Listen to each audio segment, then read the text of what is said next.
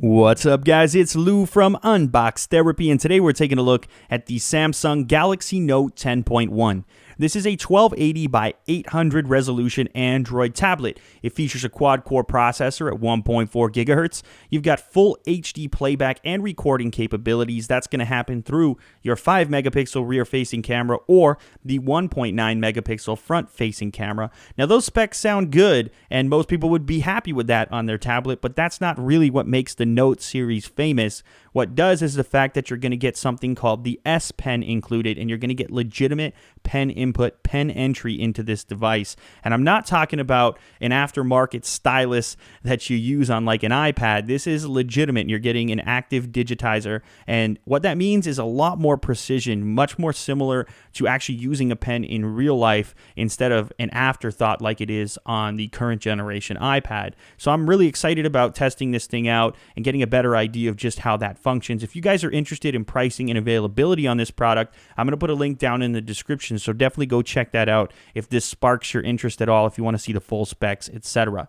So let's do the unboxing. You saw the device first. We're going to get back to it in more detail, but first we have to cover the other items inside of the box. You've got your usual paperwork from Samsung. There's some user manual stuff as well as warranty information. You've also got a number of extra tips included. These little nubs can be installed into the pen if you happen to wear down the one that's pre-installed.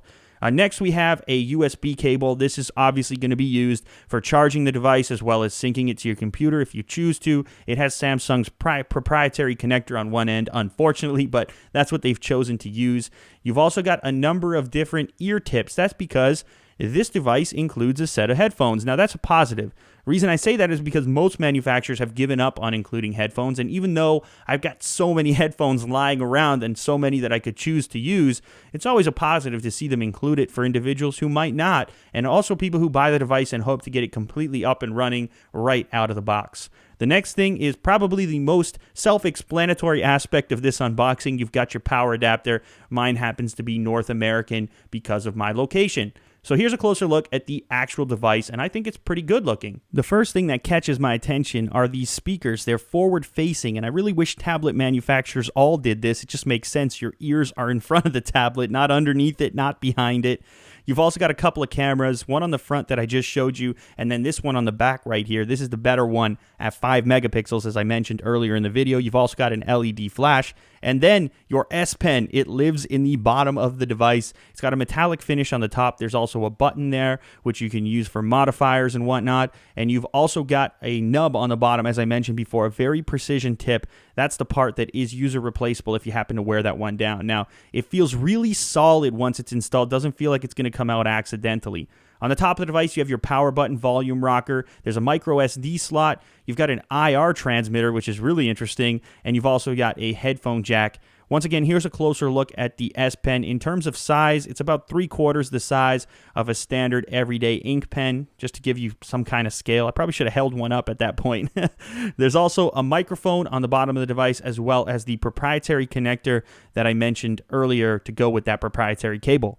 Now, booting up the device, it's obviously going to take me into the setup, but rather than make you guys sit through the boring setup, I'll go ahead and do that off camera and then come back and show you guys how this thing works, how the pen entry works, and how responsive it is. It might be hard to get it across to you in video, but anyways, I'm going to boot up Samsung's application that, is designed to take advantage of this S Pen. But first, I'll boost up the brightness so you get the best look you can. This screen does go very bright, for the record. My environment is very well lit, so boosting a screen to full brightness sometimes doesn't give you an accurate representation of how bright it is, but believe me, it is bright, it is bold, it is beautiful, it is a nice screen. So here is the application S Note, and this is where you can do a couple of different things. You can write notes regularly, like I did right there. Of course, the first thing anyone ever writes is hello. How cliche.